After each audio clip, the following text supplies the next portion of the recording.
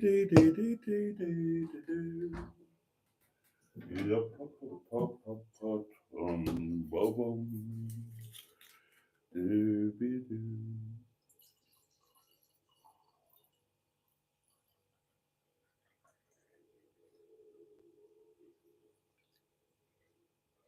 Oh, a full glass. My God. Why not? Why not? Saturday night, let's treat ourselves. Ah.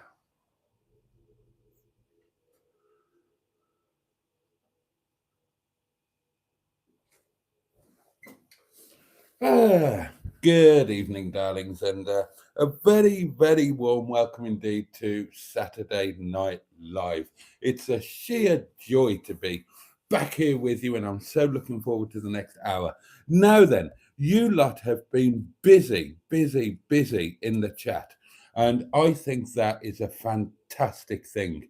Now, I will make sure that I set up the live streams well in advance so that you guys can jump in advance of the live stream and have a chat whenever you fancy it. I've had a read through the comments, really good conversations in there, and I love that you're doing that. So I would absolutely encourage you to keep that up. I'll make sure the live streams are set up well in advance. Uh, and but I am going to treat it like your conversation. So I will just read out who's here basically, and kind of catch up with our conversation when I enter the doings. So I won't read out anything from before I join because it'll take me half an hour to catch up with what you guys are saying. But please, please keep doing it. I think it's fantastic. It's exactly what the community is supposed to be about. It's not supposed to be about me or centered around me. It's supposed to be about you guys. So I love the fact that you can use this as a community chat forum even before I start. So please keep doing that. I love to see it. So over the next hour, oh, it's all of the normal stuff. I don't need to go through it. Hedgehog's here. You can ask an Hedgehog of Truth question. The box is here, ready to be pounded. The portable community electric telephone is here, ready for voice notes. And I'm going to be discussing my sex pants. So I've got those ready for that. Now then, before I start, I'm going to have a good old guzzle of wine because, quite honestly, I've pretty much earned it tonight. So here goes. Cheers, your very good health. Bottoms up yours, and above all, do get stuffed.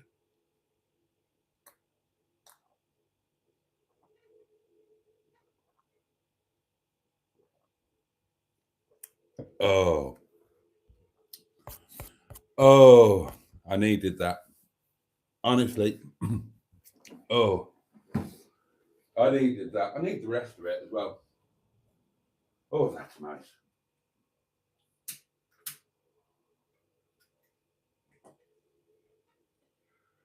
It's time to say goodbye. In it. Time to say goodbye. I've got that on my mind because it's the title of Sean's latest video, which I haven't watched yet. So I don't know what he's saying goodbye to. Right, who we got with us tonight? Paulie Galtieri, the lovely Richard, Jimmy Quinn, Carol C, Dan Blacksmith, the lovely Stu, Lord Stiff Upper Lip. Bad Books is with us. Stratospherian, hello. Buddy Anon. Oh, excellent. We've got a great crew in here. Right, and that takes us up to the bit where I joined in. Carol C is with us, of course, as well. So good evening to all of you. Thank you for being here. And a lot of the conversation before I popped along was about life and ups and downs and whatnot. It's a subject that I'm happy to discuss any day of the week. I have, I make no secret of the fact that I'm probably genetically prone to prone to depression. I've told you before that my life has been a battle not to turn into my father. And I felt like that from a very, very young age. And of course, when you live with and are brought up by somebody who suffers to the extreme with depression and anxiety, um, you kind of live in fear of going down the same route, and you recognize all of the little signs and so on and so on and so on. And my father was reliant on two things to get him through life: alcohol, or I can't remember what the pills were called. Um, and he he relied on one or the other, or frequently both. The pills, I did some research later on in life, and I can't remember what they were called, but they were a pill that were very much for short-term use only, because they are obscenely addictive. And, they're supposed to be for 4 weeks, and that's your lot. Well, my old man was on them for about 30 odd years. So, of course, he became utterly addicted and dependent on them. And then there came a point where, things had moved on, or he changed doctors or whatever. And they said, no, we're not prescribing these for you anymore. You shouldn't have been on them for all the length of time that you have. And once you took those away from him, then oh God Almighty, he was absolutely screwed that completely. When he had those, he managed to just about get through. Um, he could work. Um, he could get through work. He'd have a drink in the evening, but not massively, excessively. Once those pills were out of his life, that was him. It was, it was only booze that would. Well, it didn't. He didn't even function. He was. God, it sounds awful to say, but he was just waiting and hoping to die.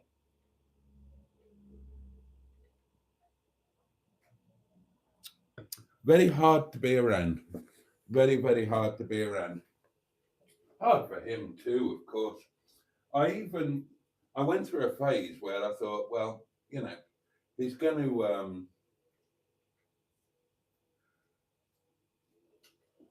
something really bad is going to happen here. There must be a way to get onto the dark web or something, and buy these damn pills. And but I never did. And there you go. There you go. But if you don't know dark, says Stu, you don't see light. And Carol C says, that's life. Good bits, bad bits, sad bits, and happy bits. And yeah, that's, we've spoken about it so many times, but it's all about maintaining a reasonable balance. There will always be peaks and troughs in life. Of course, there will. And the trick is somehow, now this should happen organically. I've explained to you before the way that the mind actually works. You've got your id, you've got your ego. The ego is the bit that says that you're great and life is good.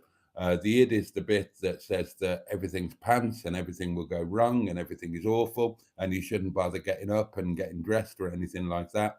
And then you've got the super ego, which is like a referee trying to keep the balance between the two. And in life,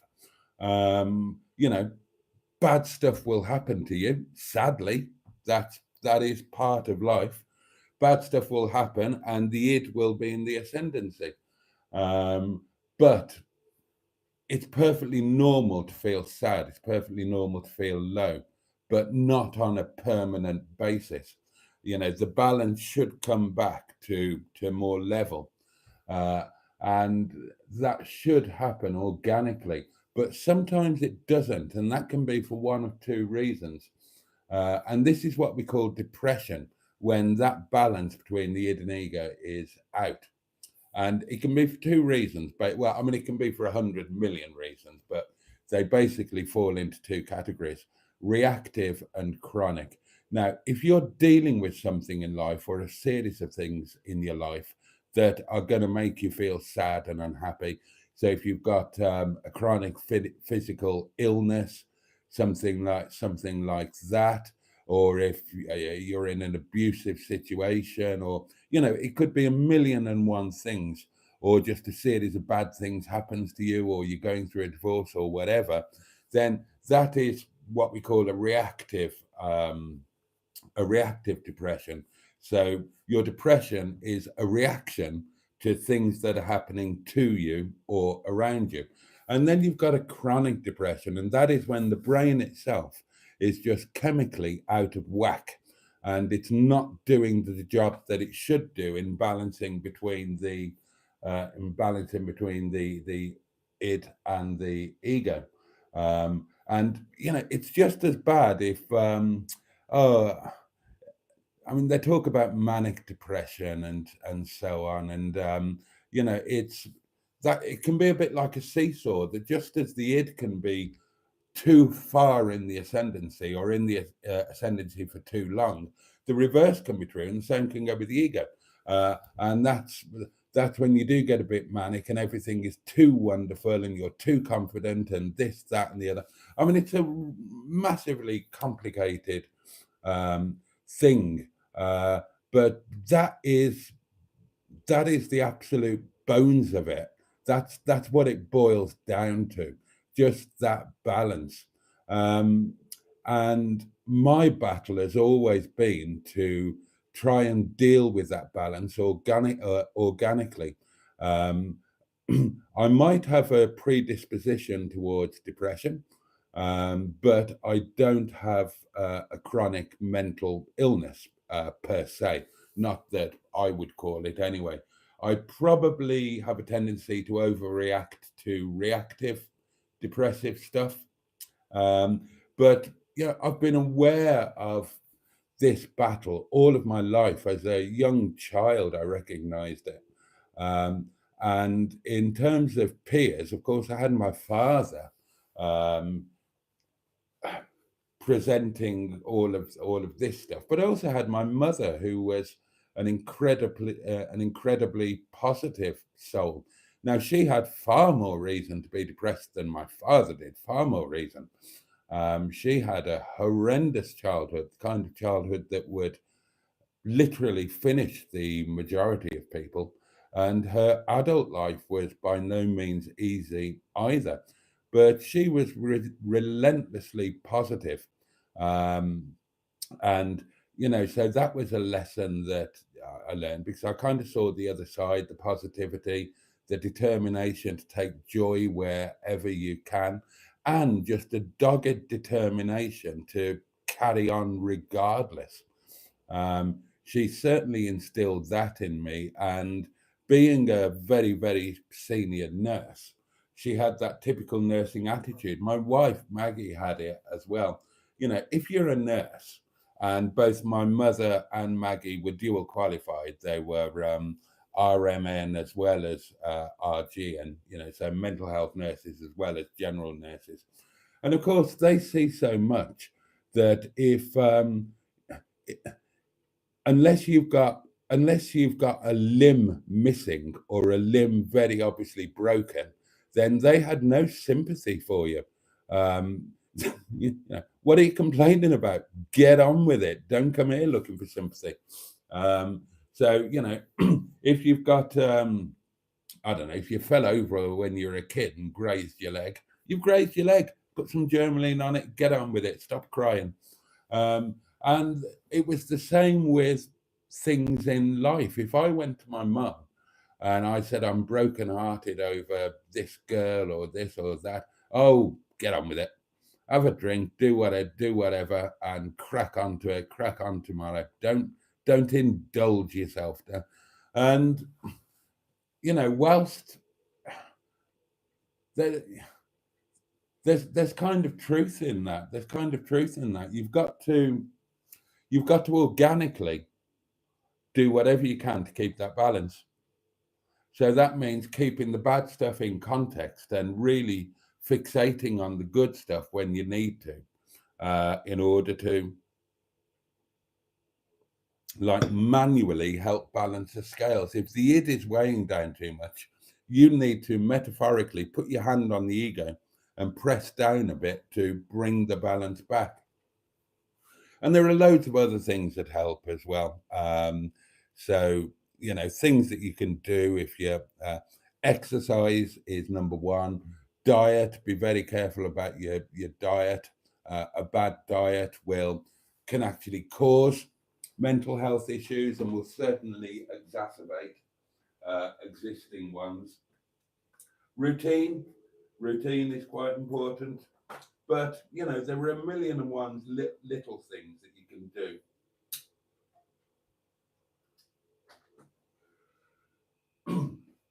day in and day out. Honestly, I could bang on about this for weeks on end. Perhaps we should mention it more often. I'm further along in my life, says Carol C. Retired and beyond the age my mother lived to. So every day is a bonus and a blessing. Oddly enough, I'm a little younger than you, Carol C. But that's the way I feel. I never expected to reach this age. Because of medical issues and whatnot, I didn't expect to reach 20. None of my siblings did. So I was really quite surprised to hit 20. I certainly didn't think I'd hit 30. And 40 and 50 were just, you know, ridiculous dreams. That's kind of why I never put anything into place for my old age, because I never thought that I would have one. I'm absolutely gobsmacked that I'm still alive and capable of taking joy and healthy and relatively fit. It's amazing to me. You know, considering that I didn't expect to even be alive, the idea that I'm 53, about to turn 54, and still in reasonably good nick is amazing. And I have to tell myself that. I have to remind myself of that because when my body really started degenerating, that that really threw me on a major wobble. When I lost the first tooth, and ironically, the first one that I lost was front and center, so the most visible, you know. And I thought, oh my God, life is over. What am I going to do? I can't afford a dentist. Oh God Almighty. I remember vividly really not wanting to go to work that night. I was appalled. I was absolutely, oh God, absolutely appalled. And of course, that tooth was followed by others, and then loads of other things happen as well. Now I'm in the middle of a bloody psoriasis flare, which is I mean, it's awful. And that's apart from the normal things of aging, of getting all wrinkly and baggy eyes and fat, and your hair goes grey, and oh God, all of this. And you look at that and you think, oh my God. And then you just have to remind yourself that, well, you know, you weren't expecting to be alive at this point, and you've got stuff going on in your life that gives you pleasure. You can eat, that's a pleasure. You can drink wine, that's a pleasure. You can drive cars, that's a pleasure. You live in beautiful surroundings, that's a pleasure.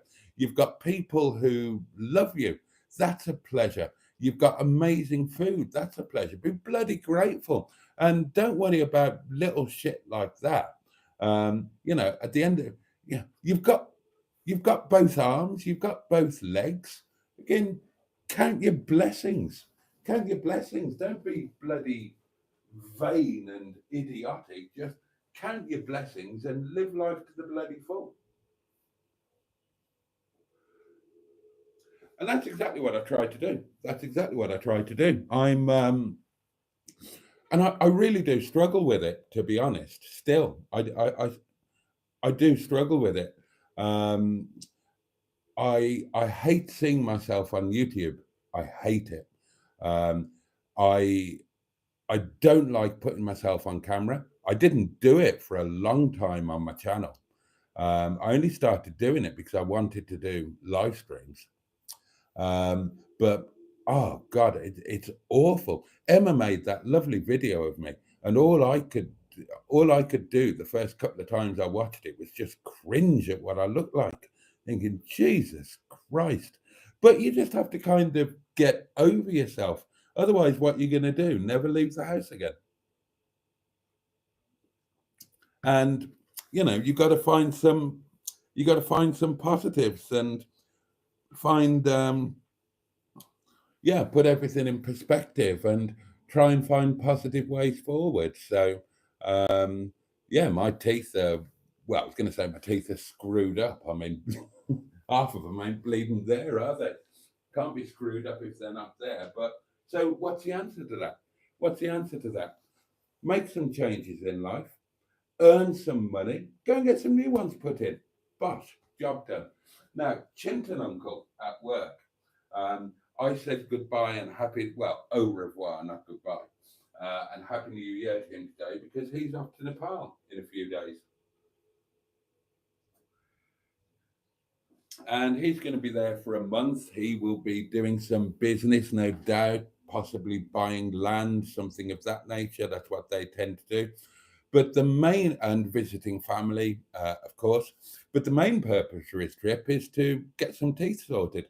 He had a tooth done here in the UK, cost him an absolute fortune.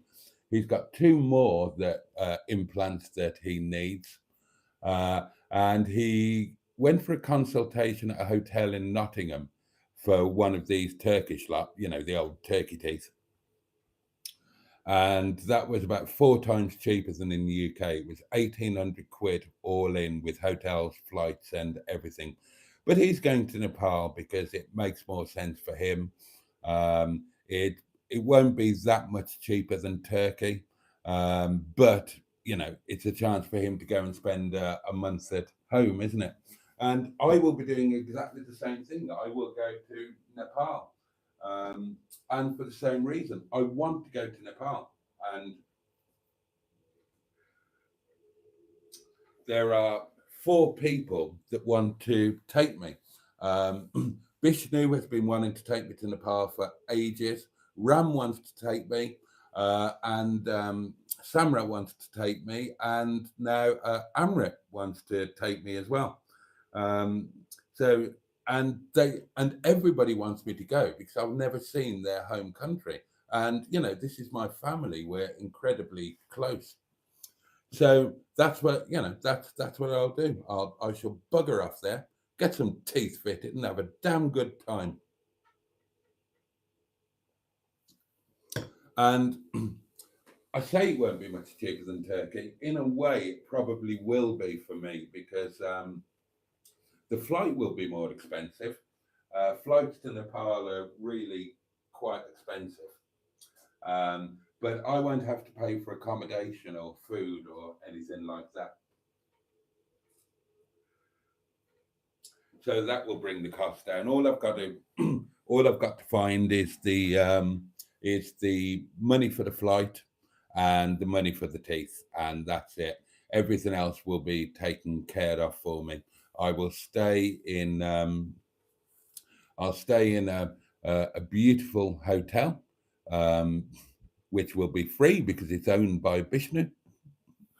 Or I'll stay in another one, which will be free because it's owned by Ram. And I'll have people around me, and I won't have to pay for food or anything of that nature. I won't have to worry about being fleeced or taxes or anything like that. I'm going to be a family guest, so that will make it cheaper. And I kind of plan to do multiple trips as well. So the first one, if all I can afford is the flight and I can't afford the teeth, then sod it. I'll just go and hang out there and do the teeth the next time. Sean, are you watching? If you're watching, yes, I did, mate. Thank you. Right, let's get back into your comments, shall we? Stratuspherian says, I try to find moments of joy and happiness every day despite everything. Um, Good plan. I succeed to varying degrees. Boaty's life and community brings at least a smile and laughter to my life. Oh, that's lovely. That's lovely to hear. Peter P joins us. Good evening to you. Are we all going to meet up in 25 or what says to you? Well, I sincerely hope that there are lots of meetups. You are all very much invited to meet up anywhere that I am. I'm going to be right going forward with the hotel opening and the Airbnb and all of that. I am still going to keep my Mondays and Monday nights very much free, and I'm going to sod off. That's going to be my sanity going forward when I'm working my ass off. And wherever I end up on a Monday, and let's face it, it's normally going to be North Wales. You would all be more than welcome to join me. But yeah, let's organise some meetups. Excuse me. We had meetups this year, but it's like when I went to Great Yarmouth to meet Emils, then we invited everybody. No bugger turned up, but you could have. And we'll organise plenty of things this year. And if you can't make one, then hopefully you can make another.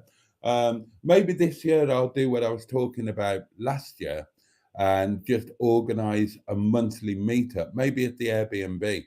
Maybe once we've got the Airbnb, then maybe one weekend a month, I'll keep it free for a community meetup. And whoever's free that weekend can come meet each other, come to the restaurant if you want to, etc., etc., etc. And if you can't do it one month, maybe you can do it the next. And if you can't do it the next, maybe you can do it the next. And do it like that. But hopefully there will be lots and lots and lots of meetups. And if there are people in the community that are local to you, then organise your own meetups with them. It doesn't have to be an everybody thing. If two or three of you live in the same county, then meet up for a meal, for a Sunday lunch, or go bowling or something. That would be fantastic.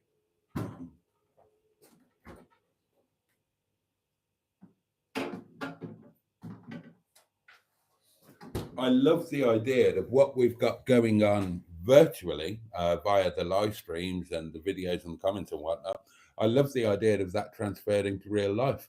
And you can see how it can work, and you can see that it does work. Look at what I've got going on with Emma. Well, that came about because Emma just, well, I guess we both went out on a limb. I invited her and she accepted. And we decided that we would just bugger off and have a day in Llandudno.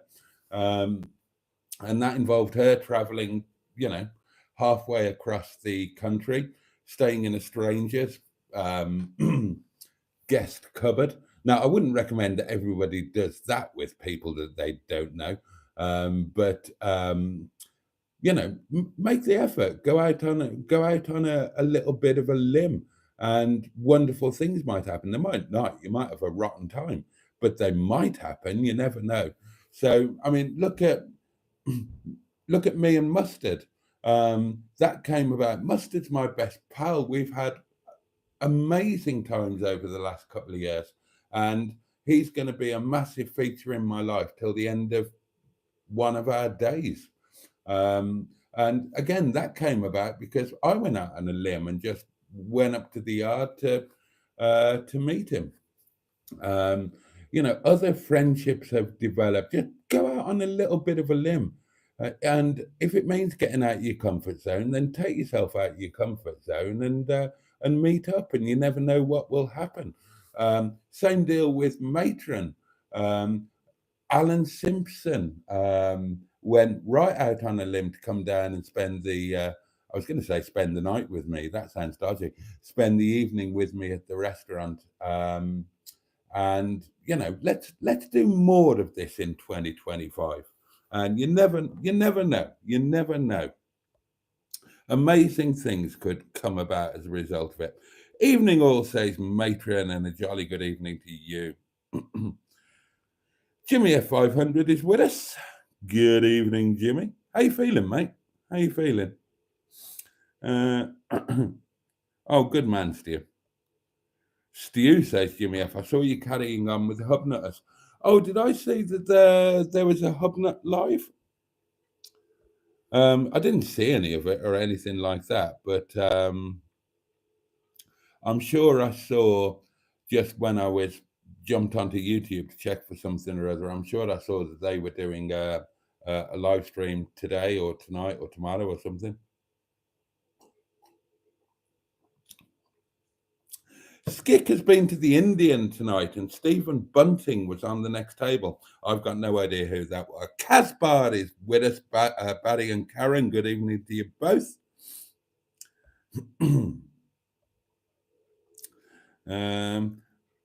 Saturday night at the movies. Who cares which Boaty you see? And speak of the devil, and he will arrive. Good evening, Alan, you wonderfully lovely hairy man. You. He is. Meet Alan. Meet Alan. He is fantastic. He is absolutely fantastic. You won't regret it, I promise. Don't forget to like now, says Jimmy Quinn. Hello, Jimmy. Pocahontas 100. Lovely. He's late again. I wasn't. I was bang on time. Oh, God, have you got the old swollen legs, Jimmy? Oh, dear. What? Barry got shafted by his boss and was laid off. And I was going to say, you're kidding. But Karen says, no kidding. You're joking. Fucking hell. Bloody hell. Why? How? What? What? What? I'm gobsmacked by that. I mean, we don't really know you, but God above, it sounds like you were well and truly committed to the job and doing it for all of the right reasons and doing it rather well. What the hell's that all about? I'm amazed by that. So he's applied for a job with the FBI. Jesus. Oh, Emma's with us, the M11. Barry, I'm so sorry, mate. I'm so sorry. Well, let's hope that a curse turns into a positive. If you got royally shafted from behind, then they didn't deserve you. So hopefully you will find something better that does deserve you. And maybe you won't have to be away quite as much because some people like being away from their everyday life or their everyday wife. And it sounds like you and Karen have got rather a fantastic marriage.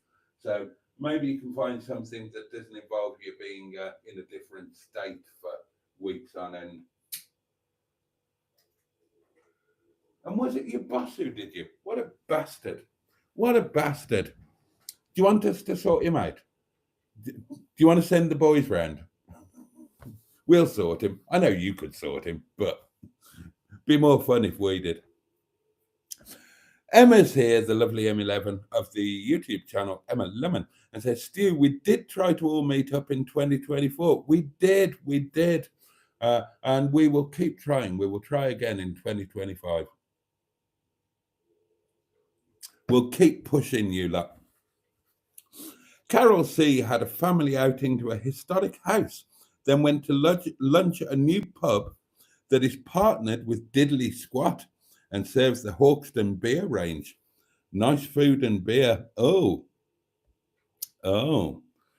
that's kind of on my list. Be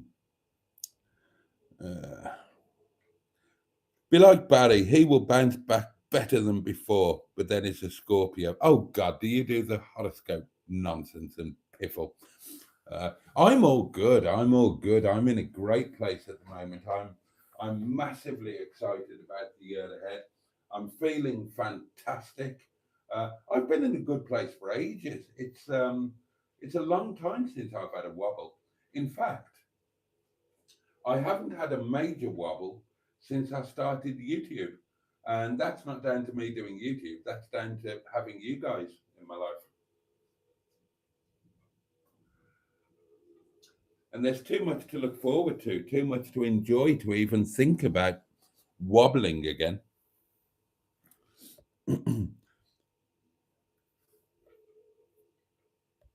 Oh, Simone is here and says hi, everyone. The FBI will be lucky to have Barry, says Peter P. Well, there you are. We're asking Simone if she's improving, and she says slowly, I think. Migraines have been replaced by massive cold sores. Oh, God. And Barry, bouncing back already, says, if I get it, meaning the job with the FBI, I'm going after that dickhead at Pinkerton. Oh, dear. Oh, Alan, bless him. He was his own worst enemy. He didn't help himself, and people tried to help him, and he just battered it away because he had a safety net, didn't he? He had me, and that got really hard in the end because it came to the stage where he'd totally given up and refused to do anything at all to help himself in any way, shape, or form. That was after my divorce, and I was working 100-hour weeks at Sainsbury's and having to do very illegal length driving shifts so I could have a day off. And on my day off, I would drive the 100-mile down to Dad, spend the day trying to keep him alive for the next week, cleaning the house, um, sorting loads and loads of laundry, doing a week's worth of shopping for him, cleaning the shit, and I do mean literally, cleaning the shit off the floors and the walls and the ceilings. Honestly, God, look back on my Facebook to that time and look at what I had to deal with. I honestly, I don't know how I got through it. I honestly don't know how I got through it. Dealing with him and just the constant diatribe. The thing that haunts me and will haunt me till the day that I die, and this is one of the things I try not to think about. There was a day when I was about 10 hours deep into the day of trying to restore some normality to his house, trying to just do whatever I could. And I was so tired and so, oh, I can't describe my life to you then. I've got no idea how I dealt with it because it was horrendous. It was horrendous physically, but most of all, it was horrendous emotionally. I mean, he's my dad. I love him. You have to love your dad, don't you? And you've just got this guy that's just no interest in being alive. And everything reflected that. I'd walk into the place and there would be a week's worth of Carlsberg special brew cans, literally hundreds of cans, most of them still almost full, and they would be everywhere. Tables, floors, surfaces, there would be shit everywhere, and I do mean literally feces. The place would be minging, and I'd spend the first couple of hours cleaning away all of the rubbish. Then I'd spend the next couple of hours literally cleaning down all of the shit. I had to rip the carpets up and take them out and leave bare floors because it was just disgusting. Um, and I'm trying to talk to him and I'm trying to deal um, with the doctors and the hospital and all of that. Bloody hell! I remember I managed to get him admitted. The all of the whatever you call them teams, the social workers and everybody, they all washed their hands of him. Um, Social workers wouldn't deal with him because he used alcohol and was a risk. The mental health team wouldn't deal with him because they said that he was capable of making his own choices and that he was doing what he did as a matter of choice rather than as a matter of illness. Blah blah blah. It just went on and on. Everybody washed their hands of him. I managed to get him admitted, and he was in hospital for 3 weeks. I called an ambulance out. I went down there. I went down there one of my days off, and I walked in, and I just burst into tears, and couldn't deal with it. And I dialed 999, and I got an ambulance out. So I thought, this can't be. And this is when all the other teams had given up, you know. And I just thought, this can't be right. He shouldn't have to live like this. I shouldn't have to deal with this. And I dialed 999 and got an ambulance out. And they were very, very sympathetic. He wasn't very well at the time as well, which kind of helped in a way. His own doing. Um, and they took him in. They looked at the surroundings. They blah blah blah, and they took him in. He was in hospital for 3 weeks, and it was such a blessed relief. He did okay in hospital. He did okay. I went down once a week to see him, made sure he had everything, spent what little money I had on buying decent clothes for him so that he wasn't disgusting in the hospital. Clothes were a nightmare. I spent a fortune on clothes for him because they were never washable. Every week I had to buy complete sets of new clothing for him because they were beyond washing. Um, but he did well in hospital. It suited him. He didn't have to worry. He got looked after. Um, and he was in there for 3 weeks. And God, I had 3 weeks of relief.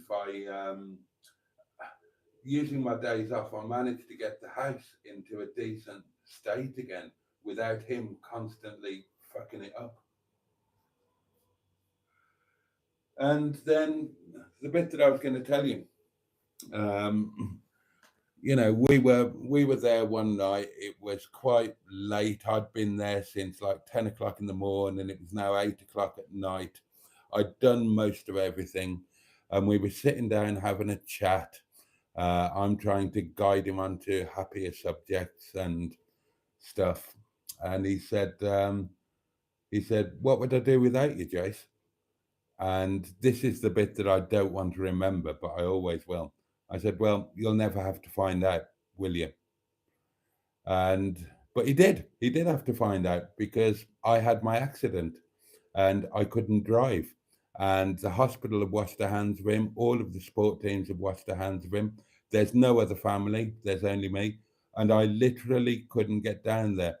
When I had my accident and my really badly broken legs, couldn't walk, couldn't drive, and I couldn't get down to him, could I? So he did find out what he would do without me. And what he would do without me would be to die of starvation and not be found for so bloody long that he's too badly decomposed to be identified.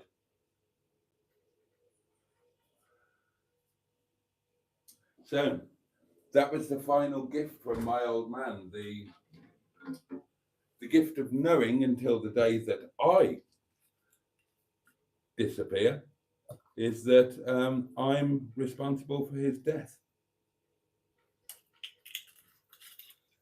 That takes some dealing with, I can tell you.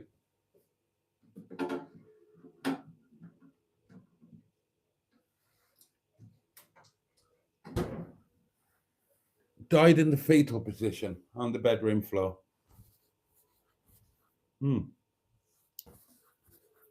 Yeah, and my fault.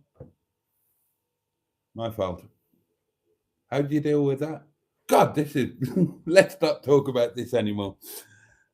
Without doubt, say Skick, I have black dog days. Routine and making myself coming out of the comfort zone do it for me. My husband got terribly addicted to codeine. I feared for his life too often, says Matron. Bloody hell.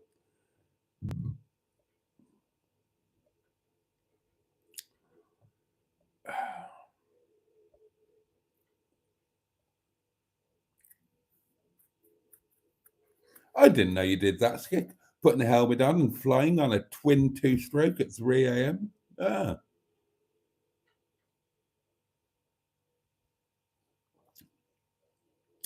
Emma says, I've been a carer to somebody with severe depression and other mental illness for a few years.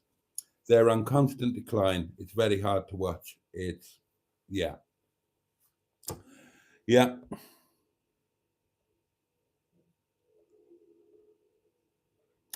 Depression can happen to anyone, says Buddy. Yeah, and that's very true. That is very true. Emma says, I've had depression in my 20s and still suffer anxiety. So that really helps my tolerance and understanding breed the person that I care for. Barry had depression after mum died. Oh, Barry or Karen. Sorry, it's Caswell, isn't it?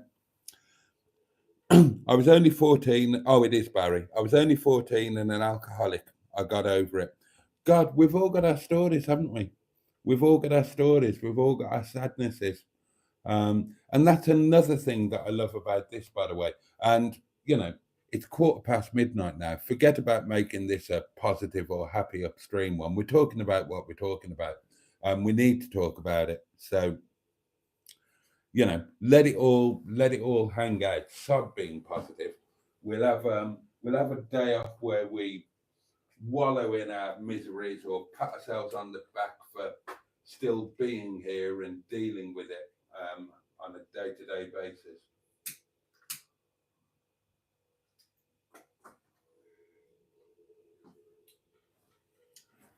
Maybe we just need to put something in the title saying, having a good day, don't watch this one. Galbapentin was bad enough, says Richard. 18 tablets a day for a bulge and trapped nerve in my left leg. Sadly, there's very little help out there for mental illness, says Emma. That, you know, I know from personal experience, as do you, that that can absolutely be the case. And it's the most frustrating and upsetting thing in the world that, you know, something's quite badly broken, isn't it? Because if you become a serial killer and get sentenced to life in Broadmoor or something, you will have all of the support in the world that you need. If you're a decent person who's just struggled with life and is struggling with life and trying your best, you don't get that same level of help. Now, there's got to be something broken there, hasn't there?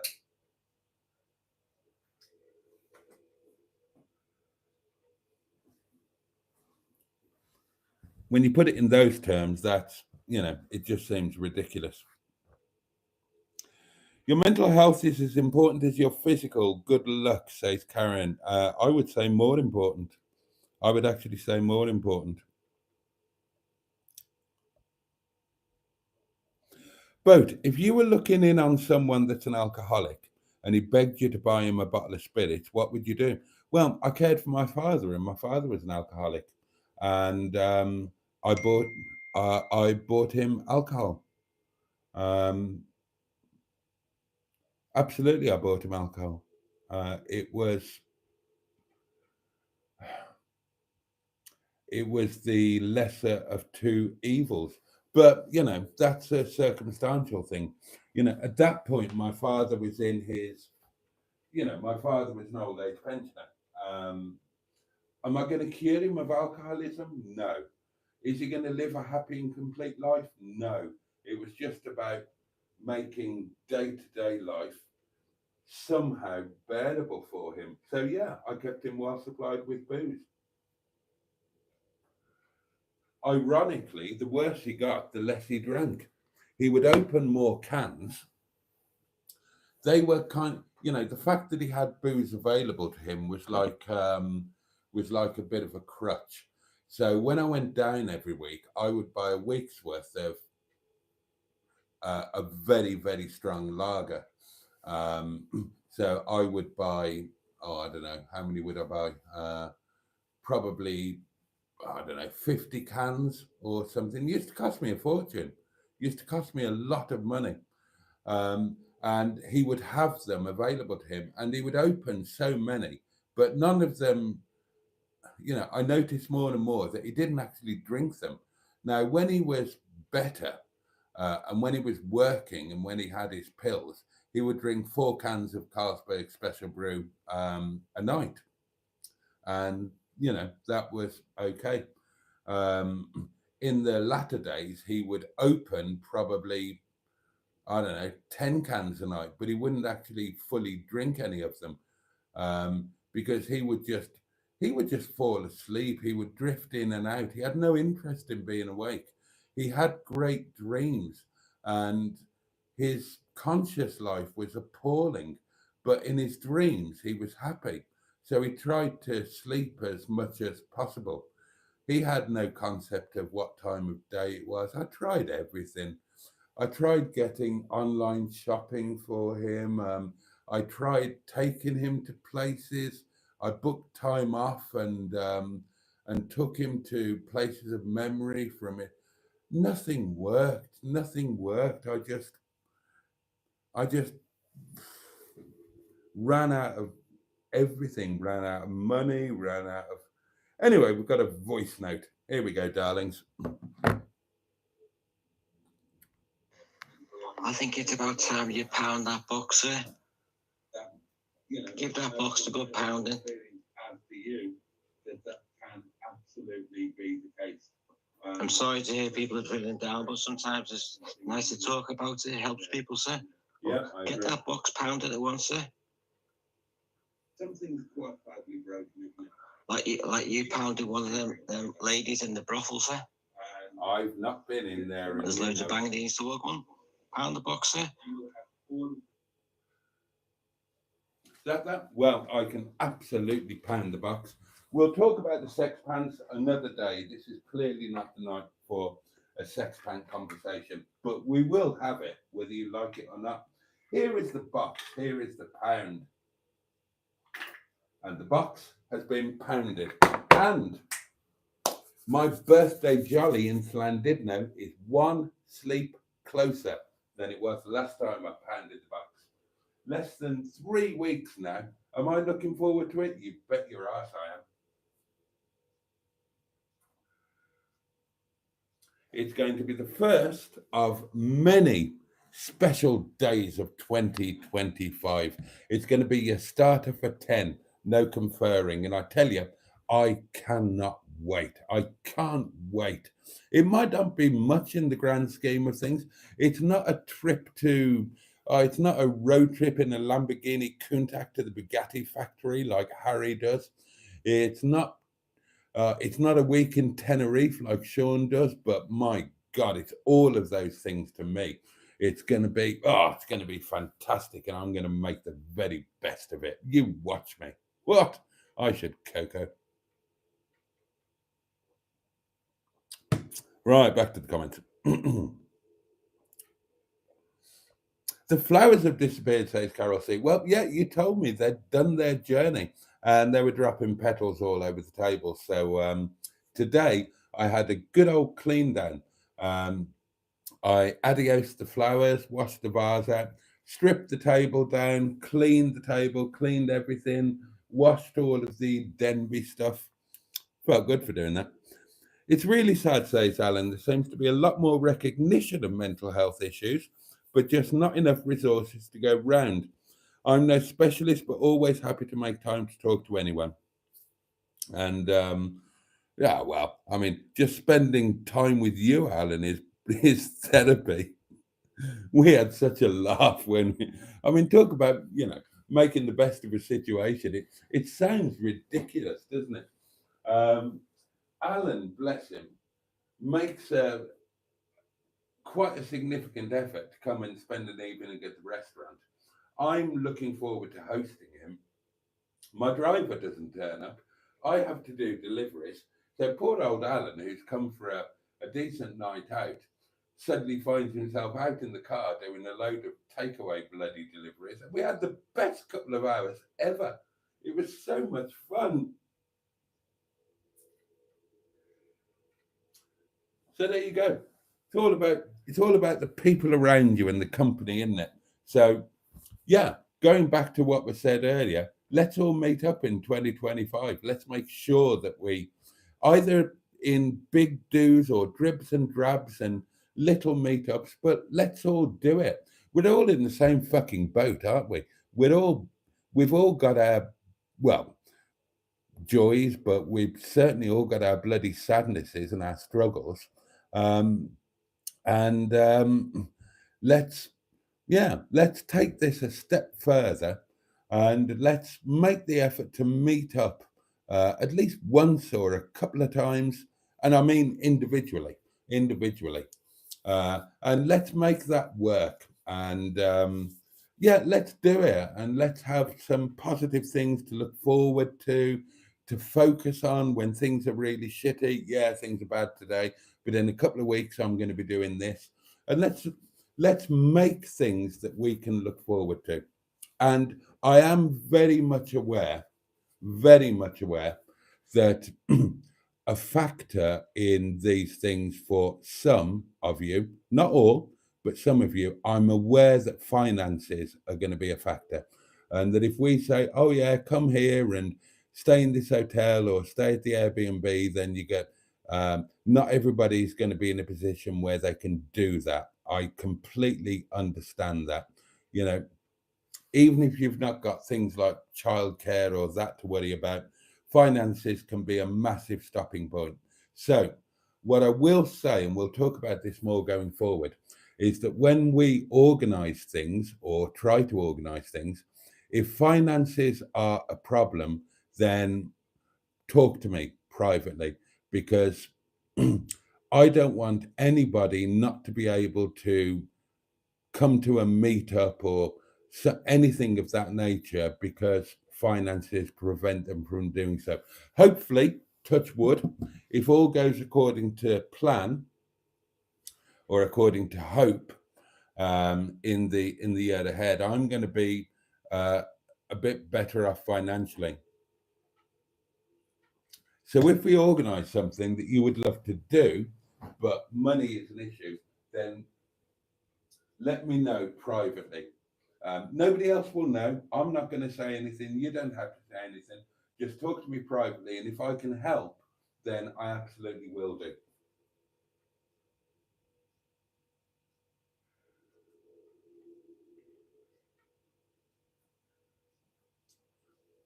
I hate the idea of anybody missing out because they can't afford a train fare, or they couldn't afford, if we were going for a meal out, they couldn't afford to pay for the meal out. Just, you know, if going forward over the year, if that is the situation, just contact me privately. I've been there, so don't feel ashamed or anything like that. I've been there. Well, actually, I kind of still am there, aren't I? It's not. I'm not out of it yet. But there have been times when I've been so skint I would have no heat or I would have no food if it wasn't for you, lovely lot. YouTube. YouTube paid us late this month. Right, I'll let you into a little secret. Emma, sorry, I hope you don't mind me saying. I was up shit creek because the money that I thought was going to arrive on Monday didn't arrive until Friday. Um, and I was going to be screwed. I was going to have no heating over Christmas and my internet was going to be cut off because the bill had bounced and I needed to manually pay the bill um, on on Christmas Eve, otherwise the internet was going to be cut off. Emma bunged me a few quid as a loan, bless her, and I repaid it on Friday when I got my money. So don't think about feeling shame. We've all been there. Some of us are still there. So if you want to do stuff in the year ahead, but you're too skint to do it, then don't sit quiet. Don't say, "Oh, I can't make it." Don't say, "Oh, I'm washing my hair." "Oh, I'm watching television." You don't have to say anything publicly to anybody else. Just ping me privately, and I will sort you out. I promise. I promise I will sort you out. There you go. There you go. Hedgehog of truth. Ping me. I will find a way to make it happen. I promise you. So you have to promise me, though, that you will let me know if that's the situation. Okay? Deal? Hedgehog? Deal? Right. Oh God, the comments have fallen off like mad. Oh God, and it's coming up to 1:30. Right. Well, tonight has not gone as planned, darlings, has it? But it's been a very worthwhile time, and we might have to pick up on this another time because I've just lost a shed load of comments. There are so many people watching.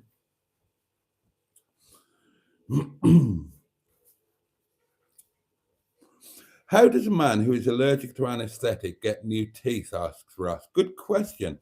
Well, I am told that medical science has moved on and that an anesthetic is now available that doesn't contain any of the malignant hyperpyrexia triggers.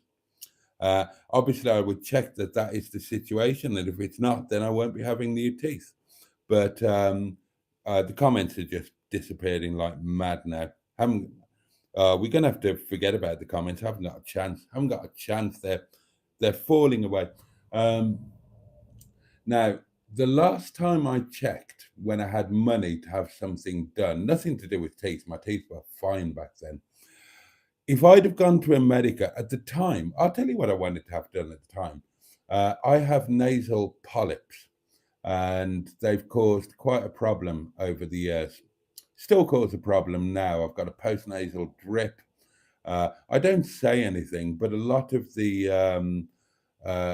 what we call the live stream tickle coughs and whatnot, I know what they are. I've got nasal polyps, which, if you don't know what they are growths that live in the nasal passages.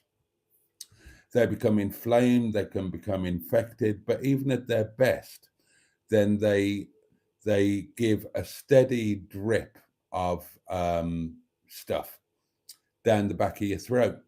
And if you're and it needs to be like constantly cleared. So that's why I'm always because something is dripping down the back of my throat and about to hit my gag reflex, and it's these bloody polyps.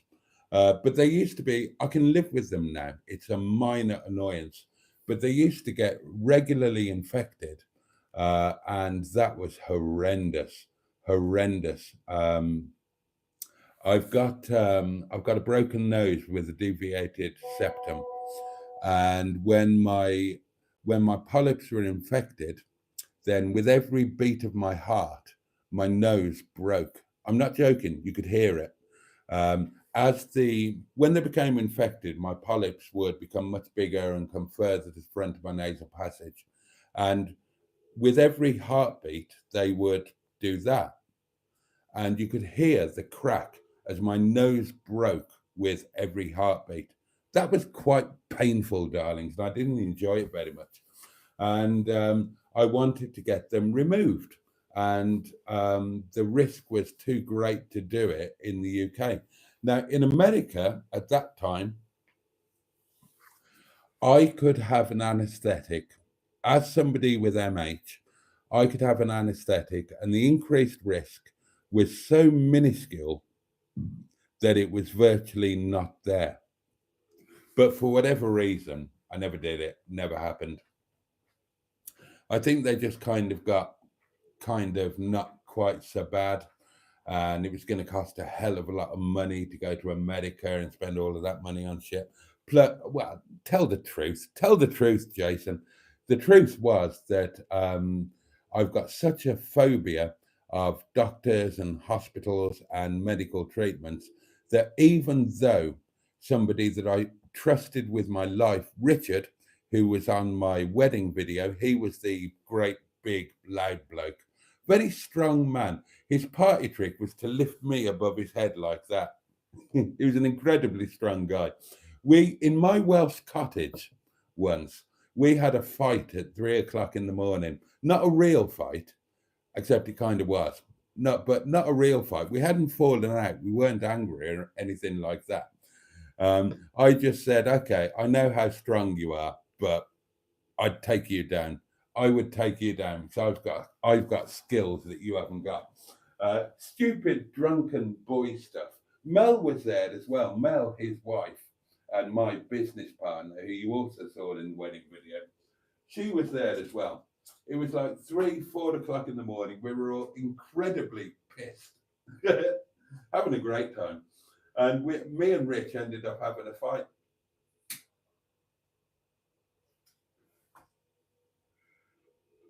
And it turned out that I was wrong. Like,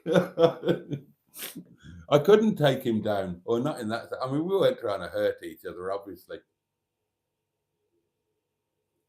I mean, in real life, I would have won because I'd have put a baseball bat around his head. But, oh, God. Must have been like some homoerotic fantasy. Me and Rich were rolling around the Welsh cottage at 4 o'clock and whatever day it was. But anyway, the point was that Richard was one of the very big wigs at a company called Zimmer. Not Zimmer who make the Zimmer frames, but Zimmer who makes the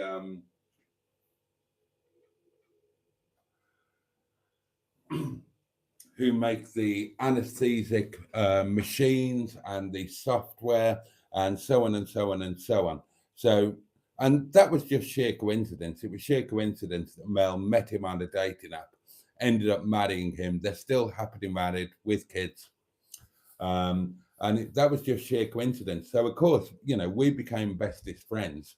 So he went to bat for me, didn't he, on the anesthetic front? And he said, yeah, look, if you go to America, then you are at an increased risk, but it's so minimal that it's ridiculous. The UK is 25 years behind the US in anesthesia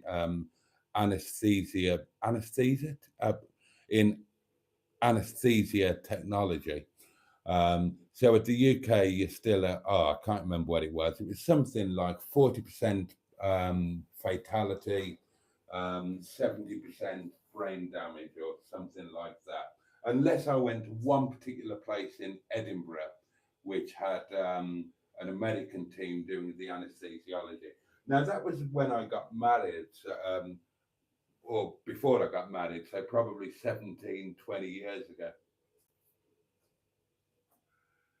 I'm assuming that now the rest of the world has caught up with America, and I'm assuming that now I can have an anesthetic at no discernible increased risk.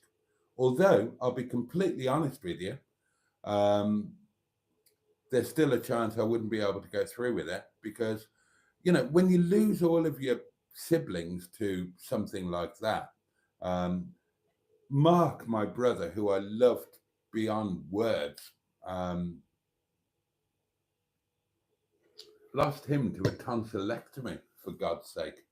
A simple tonsillectomy that they wouldn't even do now. And of course, he had MH and it killed him and he died horribly.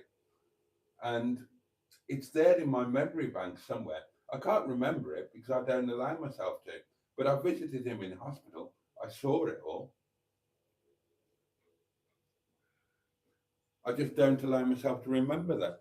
There are massive chunks of my childhood. In fact, most of my childhood is missing.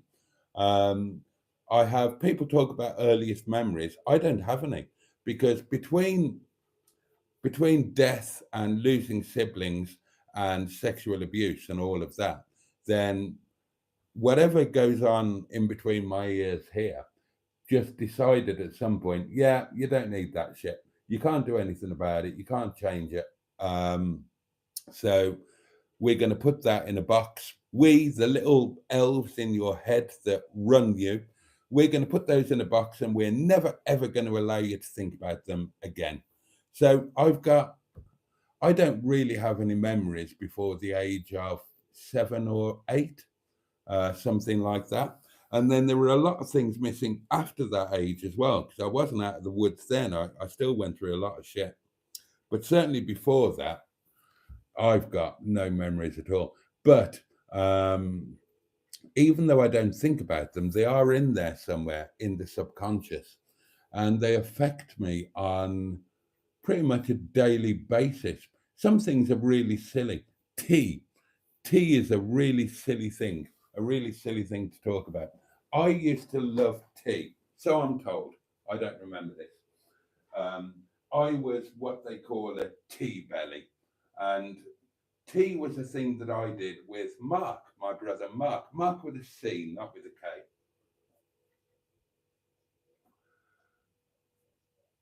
And after Mark died, I couldn't drink tea. I've not drunk a cup of tea since the day that Mark died. I didn't understand why I couldn't drink tea for a long time until me and Mum kind of figured it out. Figured it out between us, and I will never drink another cup of tea. Never, ever, ever. I just thought I didn't like it. It's nothing to do with that at all. I loved it. Um, for years and years and years, I think I've told you this before, I couldn't sleep with the lights off. Um, that can cause problems, mainly for other people that you're in bed with. And again, I've got no direct memories, but trying to piece things together, I think that somebody tried to explain death to me and Mark's death to me, and I I could never cope with a dark room. They must have said something to me about it being, I don't know exactly what, going to sleep and not waking up, um, something about the dark. But I used to be terrified of going to sleep because I thought that I would be like Mark and I would never wake up. And I'm not talking about when I was a kid. This went into my 30s, for God's sake, into my 30s. Um, and I could, I love sleep, but I couldn't go to sleep. I could only go to, I think that's why I was a good athlete, because I knew that if I pushed myself to a ridiculous level, my body would force my brain to fall asleep because it needed the rest. But then when I stopped being an athlete after the injury, then I had no artificial means to get me to sleep. Um, I probably tried booze for quite a while, and that can work. But I couldn't go to sleep. I couldn't go to a bedroom in the dark and set myself up for sleep and go to sleep. I couldn't do it. I was terrified, absolutely terrified. And turning the light out meant I couldn't do it.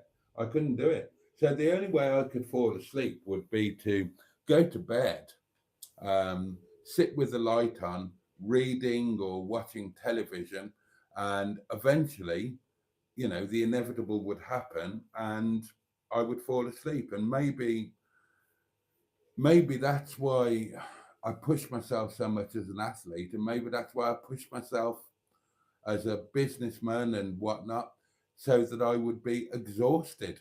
Um, and maybe I still do that, not to the same extent. I can sleep in the dark now. I sleep with the light out. It took me a long, long time. A long, long time. I was probably, how old would I have been? I bet I was in my 40s before I was able to go to sleep with no light.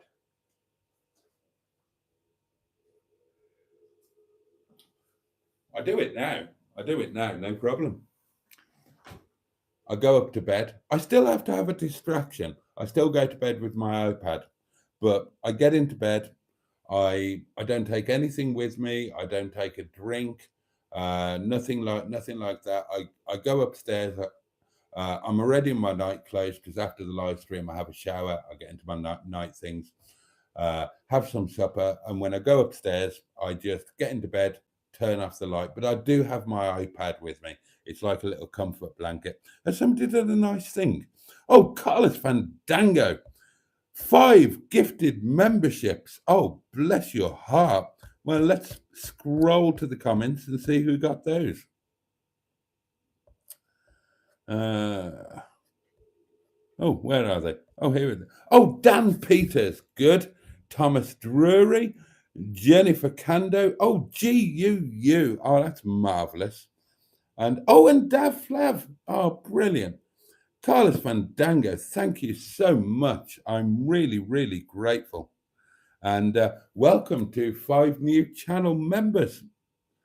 Oh, that's really kind. That's really kind. Do you know what, guys? I'm going to have to give up on the comments. I'm so, so sorry. I'm so, so sorry. Please forgive me. It's 1:45. Been a hard night at work, all of that sort of thing. And can you just, yeah, I think, can we pick this up tomorrow? And can you forgive me if I just kind of don't do the comment a bit and kind of bugger off a bit? I'm really sorry. Just, this has been one of those that went off on a bit of a tangent.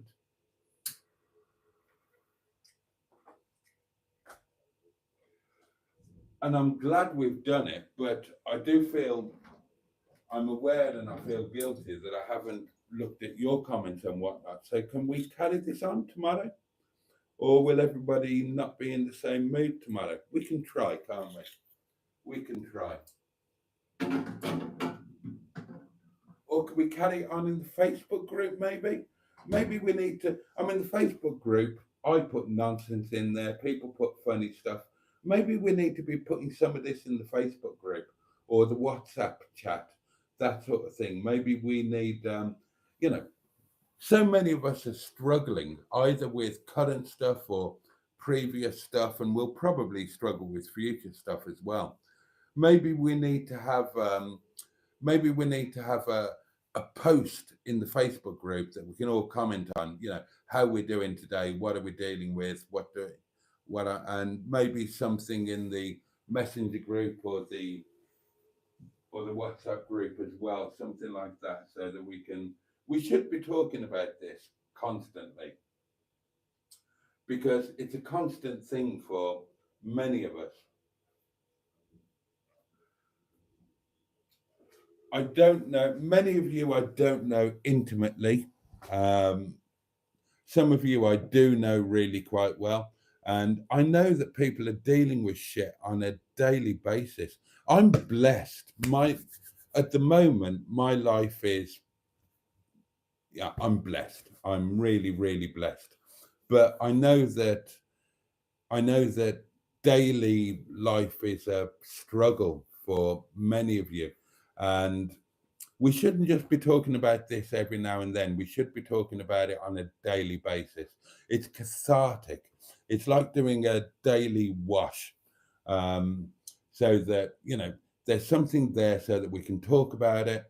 That was my idea when I started asking you how you were doing. You know, that thing I started doing at the beginning of the live streams, like, how are you today? What do you need to talk about? We need to figure out something so that we've got a constant strand going somewhere in the community, or in a couple of places in the community, where people can, well, I say people, me as well, where we can all just chat about this. And we need to do the joy thing. We need to do the optimism thing. We need to do the keep your chin up, keep your head above water thing. We need to do all of that. But we also need to talk about the shit that's trying to drag us down and support each other. And we need to do that literally on a daily basis, I think. So let's figure out how we can do that moving forward, and make it a constant.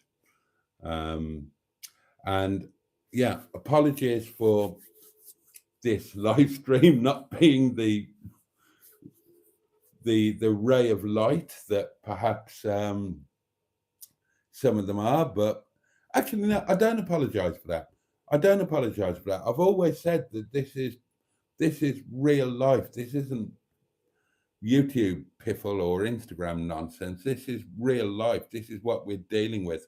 And I always said that every single live stream, if need be, can be like this. So no, I take that back. I don't apologize.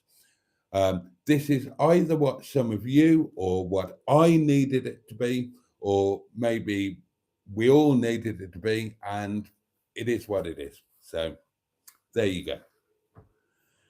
go. There's 50 million comments that I'm never going to get through.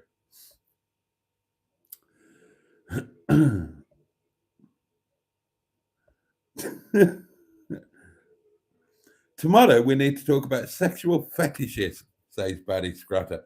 I'm happy to do that.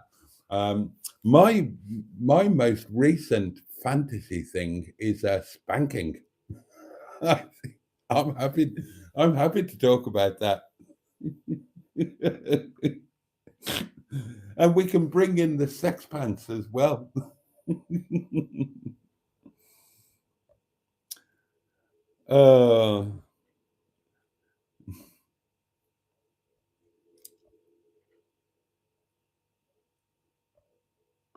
I'm just reading through the comments.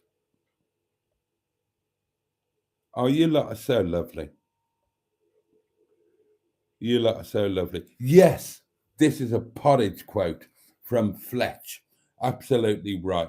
Don't let the bastards grind you down. Too right.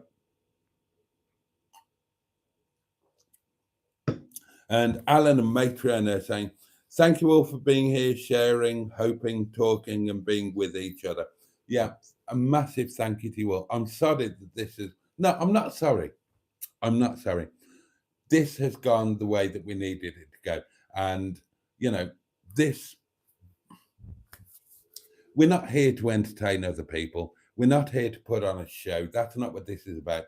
If I wanted to entertain people, get numbers, earn money, get subscribers, all of that, then you would be like that. You would be vertical. I keep it like this so that we don't get the new people and it's just us.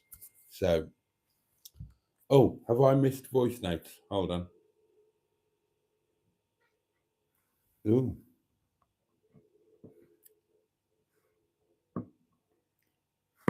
I may have missed something. Hold on.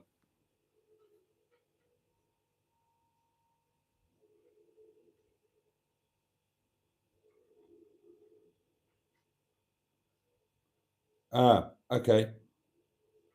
Yeah, good idea, Carlos. Yeah, okay. Yeah, that is a good point.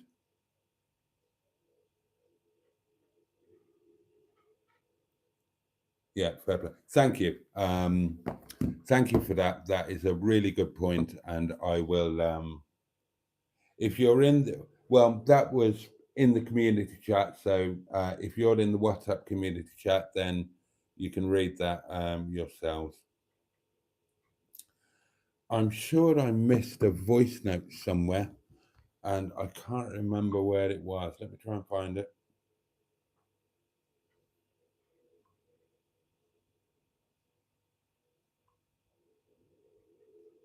Oh, I think it was a singles thing.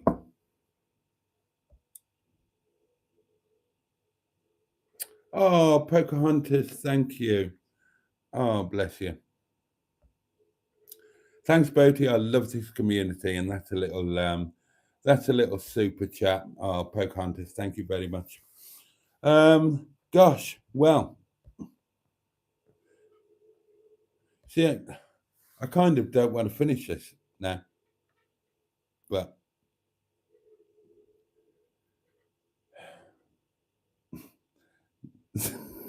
thanks, Carl. There's 50 million comments I'll never get through. Lazy bastard. Oh, thank you, Alan. No need to apologize at all. I found this really beneficial. Right, I'm going to give up on the comments. I hope you understand. I found this really helpful. Maybe some of you have. Yeah, we need to. I'll take on board what was said in that message there on the WhatsApp thing. Yeah, we do need something ever so slightly under the radar that's just running on a constant basis, because I'm sure that many of us need this kind of dialogue or dynamic. And I think we probably need it a lot more often than we do it.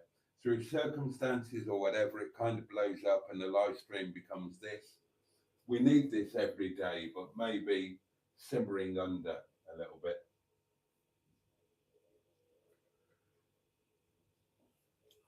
Okay, I am going to God, 60 people watching. Bloody hell.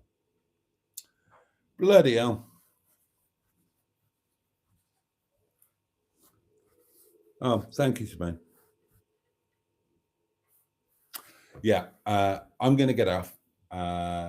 It's knocking on 1 o'clock, isn't it? In a weird way, this has been really good. I think it's been really good for me. I thank you. It's helped me. And, you know, I don't know. I don't know what to say. Let's keep talking about it and let's put something together so that we can have another thing running alongside everything else that we've already got going that is like dedicated to this sort of thing, whether it's a chat or a private chat that you have to be asked to see, so that not everybody's seeing it, and we can share some stuff amongst ourselves, those that need it, without it meaning our airing our dirty laundry. That's not the right phrase. With everybody, or everybody seeing things they don't want to see. We will do that. We will do that. I'll sort that out, or we will sort that out over the days and weeks to come. I don't know how to end this. I really don't. I'm feeling quite emotional, and I'm feeling closer to you guys probably than ever before. So yeah, don't know where to go with that, but thank you. Thank you for your openness and your tolerance and your togetherness and your empathy. And thank you all for forming an amazing and meaningful community and allowing something like this to happen. As always, I just feel humbled and honored to be part of it. And let's make this more of a thing going forward. And at the same time, we'll concentrate on the other stuff that we were talking about beforehand, the plans for 2025. So we need two strings going forward. We need to be like our own minds. We need the id and the ego. We need a dialogue going on where we deal with all of the shit that we're having to deal with. And we need a dialogue going on where we deal with all of the positive stuff that we're trying to make happen. So I'm sure we can find a way to do this. Oh, bless you. Thank you. There's positive comments. Thank you. Yeah.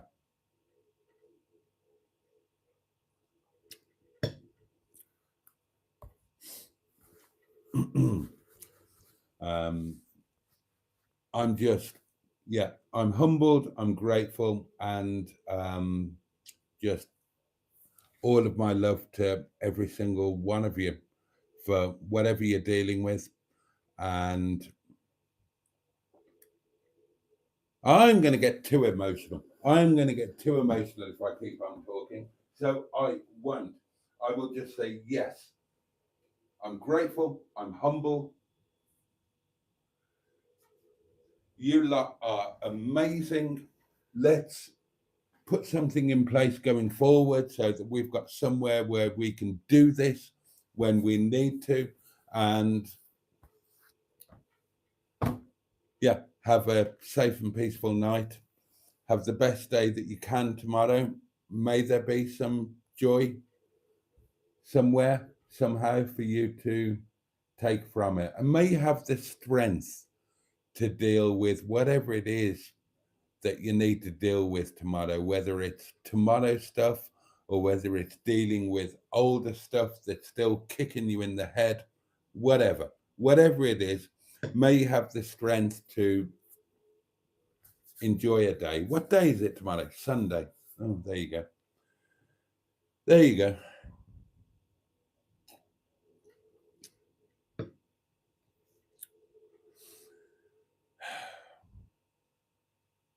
Okay, darlings. I can't end this any other way than to say all the love in the. Oh, hello. Oh, thank you. Thank you.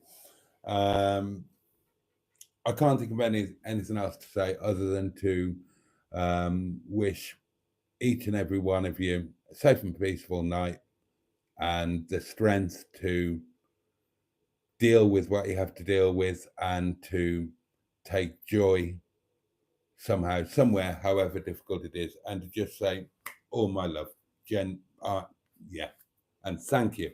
Thank you. I'm so grateful. Oh, gosh, what a night. What a night.